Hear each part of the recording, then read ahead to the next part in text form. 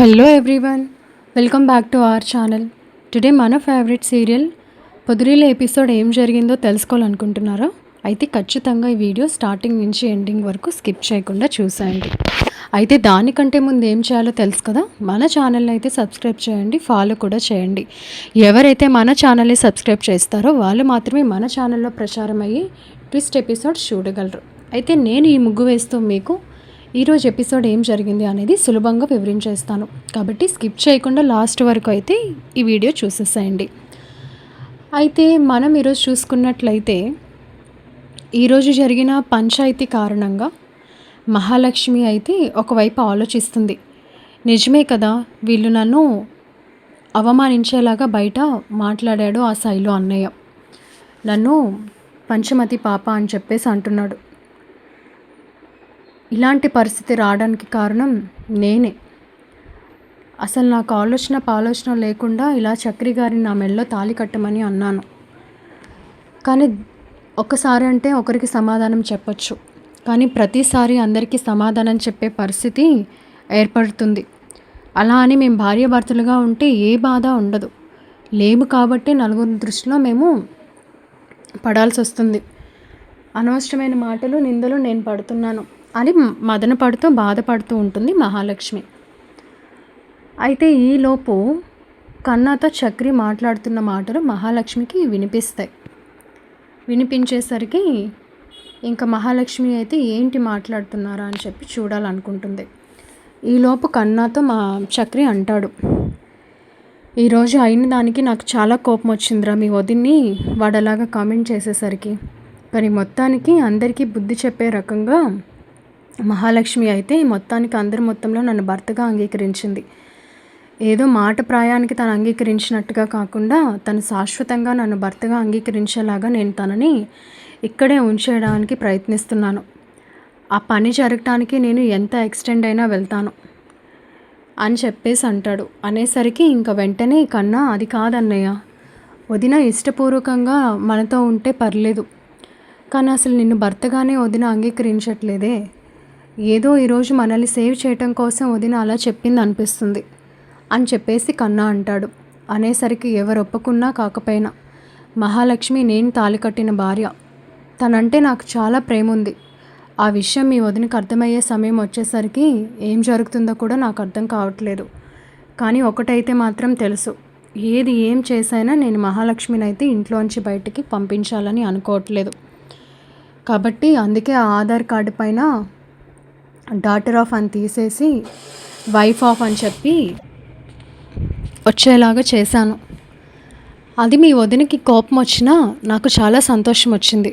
మెల్లమెల్లగా తనే నన్ను అర్థం చేసుకుంటుంది. కానీ ఏదో ఒకటి చేసి అయితే మాత్రం మహాలక్ష్మిని నా భార్యగా నేను సొంతం చేసుకుంటాను అని చెప్పేసి చక్రి అంటాడు. యాక్చువల్లీ చక్రి ఉద్దేశం ఏంటి అంటే మహాలక్ష్మి మనసులో స్థానం సంపాదించుకోవడానికి ఏమైనా చేస్తాను అని.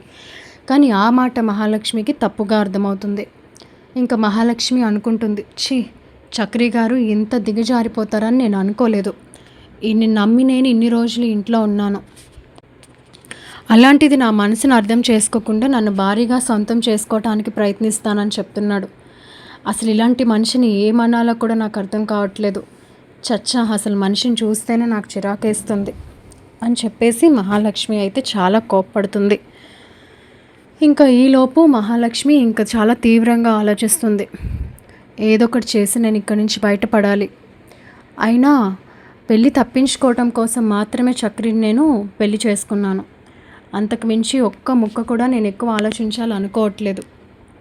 అలా అని చెప్పి ఇక్కడున్న వాళ్ళని నేను తప్పు పట్టలేను. నన్ను కంటికి రెప్పలా చూసుకున్నారు. నాకు ఆపదొచ్చింది అంటే వాళ్ళే రియాక్ట్ అయ్యారు, నన్ను కాపాడుకుంటున్నారు, నాకు గౌరవాన్ని ఇస్తున్నారు. కానీ ఏది ఎలా ఉన్నా చక్రి గారు ఆలోచించే విధానం మాత్రం చాలా తప్పు. కాబట్టి నేను మాత్రం ఇక్కడి నుంచి వెళ్ళిపోవటమే పరిష్కారం. వెళ్ళిపోతేనైనా వీళ్ళు ఒక 2 రోజులు బాధపడినా తర్వాత చక్రి ఒక మంచి అమ్మాయిని చూసి పెళ్లి చేసుకుంటాడు. ఈ లోపు నేను లీగల్గా ప్రొసీడ్ అయ్యి చక్రి గారికి నోటీస్ పంపిస్తాను డివోర్స్ కోసం. సో ఆ రోజు చూద్దాం ఏం జరిగింది అనేది. ఇప్పుడైతే ఇక్కడి నుంచి నేను బయటపడాలి అని చెప్పేసి మహాలక్ష్మి అయితే ఇంకా బలంగా డిసైడ్ అయిపోతుంది. ఇంకా డిసైడ్ అయిపోయి ఇంకా తినేటప్పుడు వీళ్ళంతా మహాని పిలుస్తారు. మహా అయితే రూమ్లోంచి బయటికి రాదు. ఏమైందమ్మా, ఒంట్లో బాగానే ఉందా, తినటానికి రా అని చెప్పేసి మాధవ అంటాడు. మీరు తినేయండి పెద్ది, నాకు మనసేం బాలేదు, నాకు తినాలని లేదు అని చెప్పేసి మహాలక్ష్మి అంటుంది. మనసు బాగోకపోవటం ఏంటమ్మా, ఉదయాన జరిగిన సంఘటన గురించి ఇంకా ఆలోచిస్తున్నావా? వాడు పెద్ద రోగ్, వాడి కోసం నువ్వు ఆలోచించి మనసు పాడు చేసుకుంటావేంటి అని అనేసరికి, ఆ దాని గురించి కాదు పెద్ది, ఊరికే ఎందుకో కొంచెం తలనొప్పిగా ఉంది, అదే ఆలోచిస్తున్నా, అంతకు మించి ఏం లేదు అని చెప్పేసి మహా అంటుంది.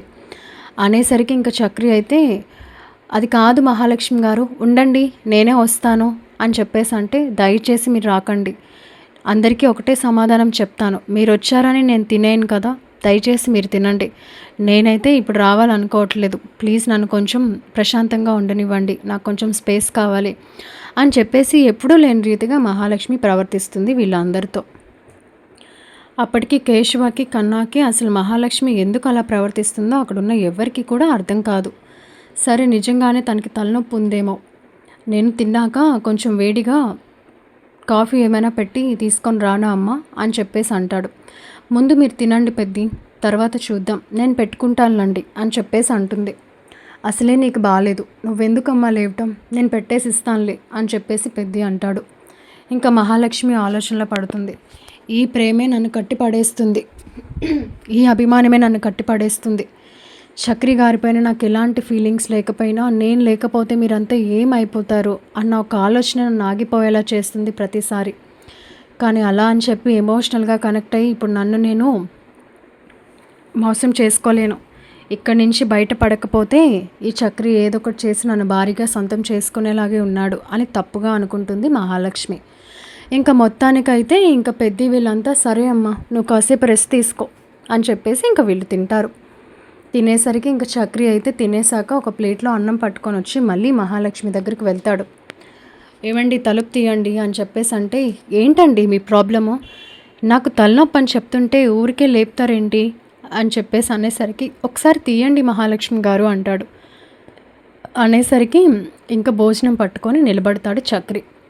తిన్నాను చెప్పాను కదా, ఎందుకు పట్టుకొని వచ్చారు అంటే, తిన్నో అంటే అయిపోతుందా, ఎందుకోసం తినరు, తినకపోతేనే ఇలాంటి తలనొప్పులన్నీ వస్తాయి, మీ మైండ్కి ఇబ్బంది అయిందని కడుపుని మీరు పస్తు పెట్టడం ఎంతవరకు కరెక్ట్ మహాలక్ష్మి గారు అని చెప్పేసి అంటాడు.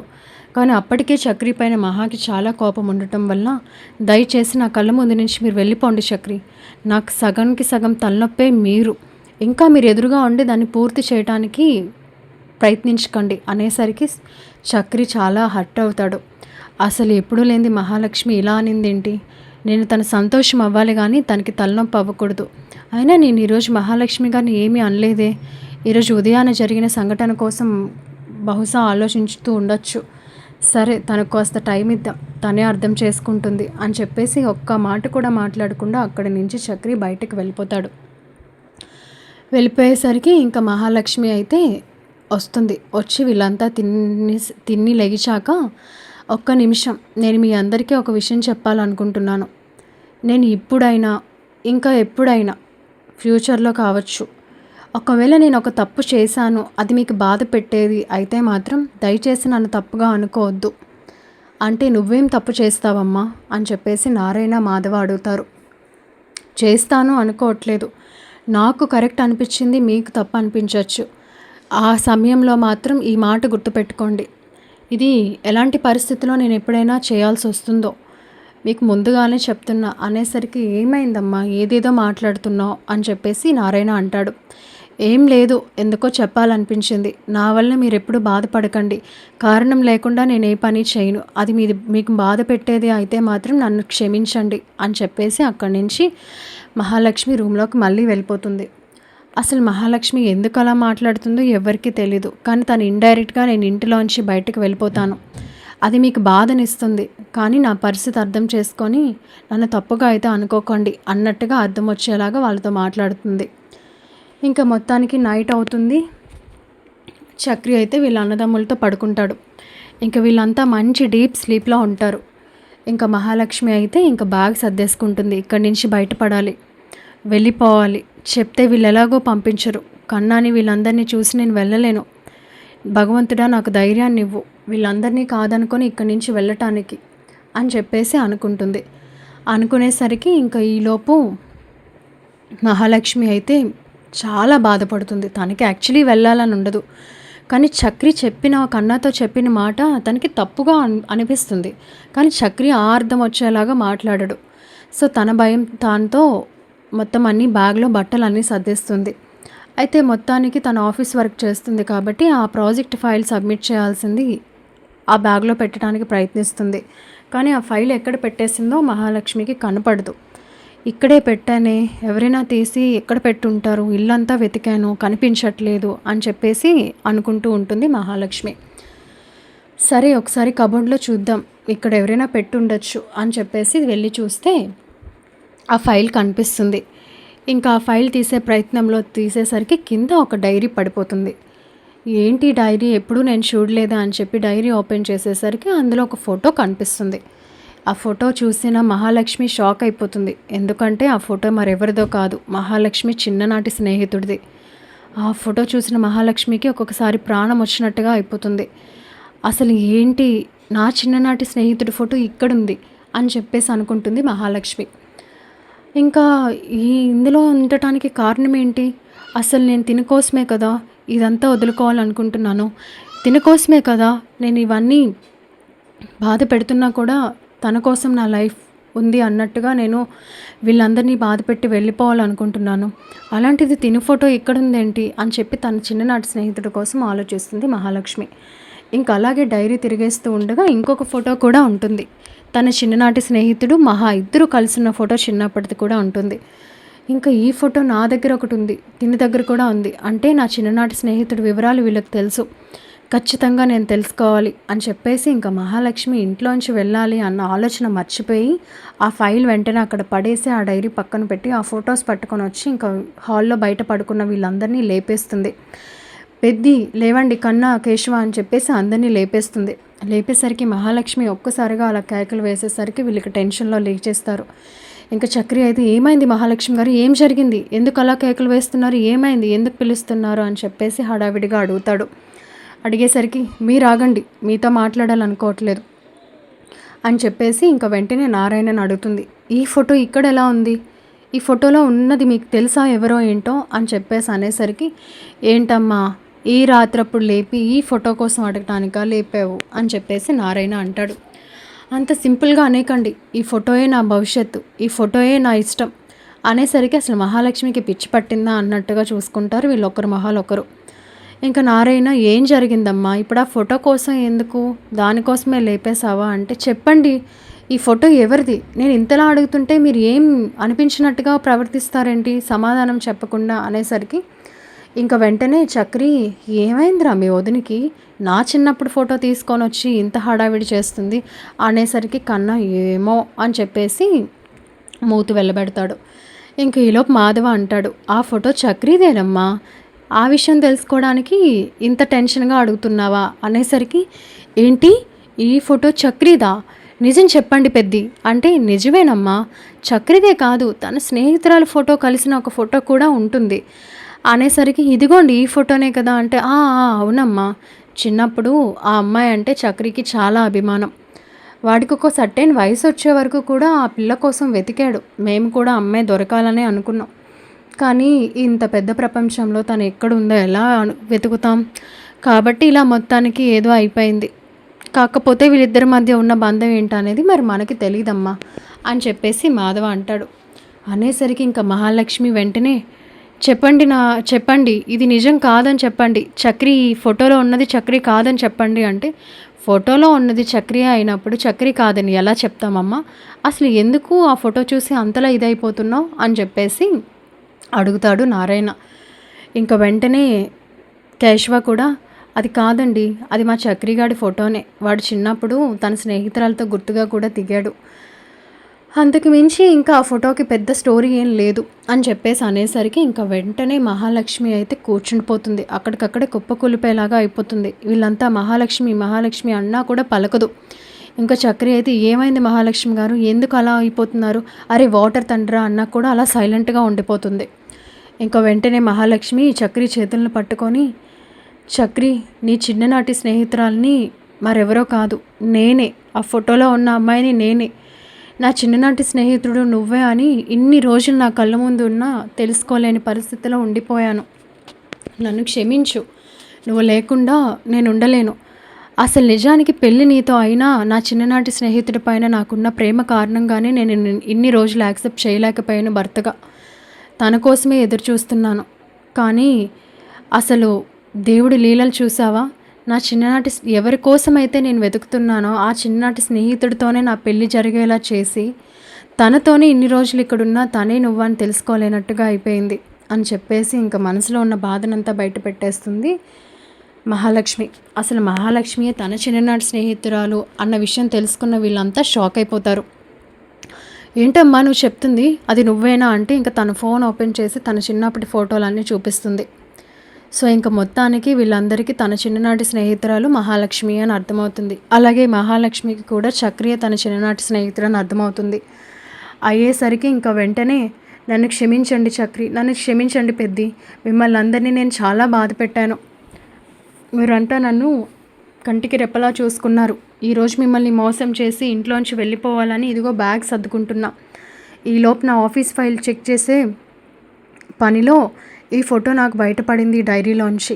ఆ ఫోటో చూసి షాక్ అయ్యి అసలు నా చిన్ననాటి స్నేహితుడి ఫోటో ఇందులో ఎందుకుంది అని చెప్పేసి నేను మిమ్మల్ని అందరినీ లేపేశాను.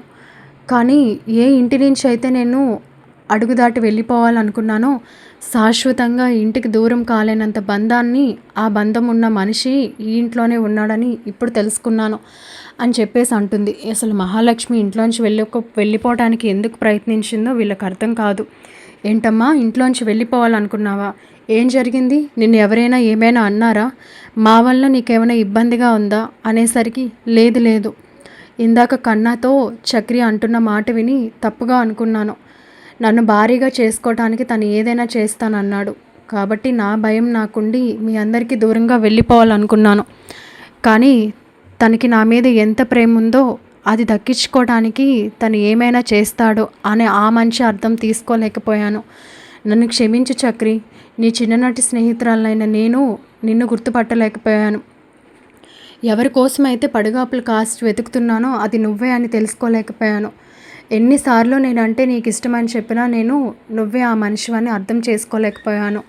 నన్ను క్షమించు అని చెప్పేసి అంటుంది. అనేసరికి ఇంక వెంటనే మాధవ, ఎంత యాదృచ్ఛికమో చూసావమ్మా, ఆ భగవంతుడు కలిపిన బంధం మీది అని ఎప్పుడో చెప్పాను చక్రికి. నువ్వు ఎప్పుడైతే విడాకుల మాట ఎత్తావో అప్పటి నుంచి చక్రి నరకం చూస్తున్నాడు. వాడి బాధ చూడలేక మేము కూడా చాలా బాధపడ్డాం. కాబట్టి మొత్తానికి ఆ దేవుడే మీ బంధాన్ని కలిపాడు. ఏది ఏమైనా నువ్వు తను అర్థం చేసుకున్నావు, అదే చాలు అని చెప్పేసి మాధవ అంటాడు. అనేసరికి వెంటనే ఇందాక మహాలక్ష్మి అన్న మాటలు కూడా గుర్తొస్తాయి. నేను ఏదైనా మిమ్మల్ని బాధ పెట్టే పని చేస్తే దయచేసి నన్ను తప్పుగా అనుకోకండి. అది నేను ఏ సందర్భంలో ఏ పరిస్థితిలో చేసి ఉంటానో అని మీరు అర్థం చేసుకోండి అని నువ్వు అన్నావు కదా. ఓహో, ఇంట్లోంచి వెళ్ళిపోదామని అప్పటికే డిసైడ్ అయిపోయావు అన్నమాట. సో మేము ఎక్కడ బాధపడతామని మాకు ముందుగానే చెప్పనట్టుగా ఒక మాట అనేసావు. ఇంతేనా అమ్మ నువ్వు మమ్మల్ని అర్థం చేసుకున్నది అని చెప్పేసి అంటాడు. అనేసరికి వెంటనే నారాయణ, అమ్మ నువ్వు వెళ్ళిపోతావా? నన్ను వదిలేసి వెళ్ళిపోవాలనుకున్నావా? నీకు అంత కష్టం ఉంటే ఈ చక్రిగాడే బయటకు వెళ్ళిపోతాడు, అంతేగాని నువ్వెలా మా ఇంటిని వదిలేసి వెళ్ళిపోతావు? నువ్వు మా ఇంటి మహాలక్ష్మి అని బాధపడేసరికి ఇంకా ఆ మాట విన్న మహాలక్ష్మికి తనపైన తనకే చాలా కోపం వచ్చేస్తుంది. ఇంత మంచి మనుషుల్ని నేను అర్థం చేసుకోలేకపోయాను. చక్రిని తప్పు కోణంలో చూసి తప్పుగా అర్థం చేసుకొని ఈరోజు నేను ఒక తప్పు చేయబోయాను ఇంట్లోంచి వెళ్ళిపోదాం అనుకొని. మొత్తానికి ఆ భగవంతుడే నాకు ఒక మార్గాన్ని చూపించాడు అనేసరికి అసలు ఈ మాటలన్నీ వింటున్న చక్రికి అయితే ఏం మాట్లాడాలో అర్థం కాదు. ఇంకా మొత్తానికి మహాలక్ష్మి అయితే అందరి సమక్షంలో చక్రిని హగ్ చేసుకుంటుంది.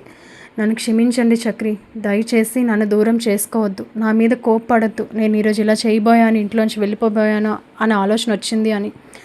కానీ నువ్వే నా చిన్ననాటి స్నేహితులని తెలుసుకున్న నేను నా ప్రేమని ఇంకా ఆపుకోలేను, దయచేసి నన్ను నీ భారీగా అంగీకరించు అనేసరికి ఇంక వెంటనే చక్రికి చాలా సంతోషం వచ్చి, ఏంటి మహాలక్ష్మి గారు మీరు మాట్లాడేది?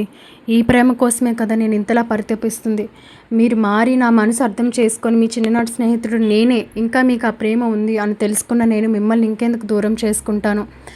ఆ భగవంతుడు వచ్చినా సరే మన బంధం ఇంకా దూరం కాదు. అని చెప్పేసి అనేసరికి ఇంక మొత్తానికి అక్కడున్న కేశవ, మాధవ, నారాయణ, కన్నా వీళ్ళంతా చాలా సంతోషపడతారు. వాళ్ళిద్దరి కలయిక చూసి వీళ్ళకి కన్నుల పండుగగా ఉంటుంది.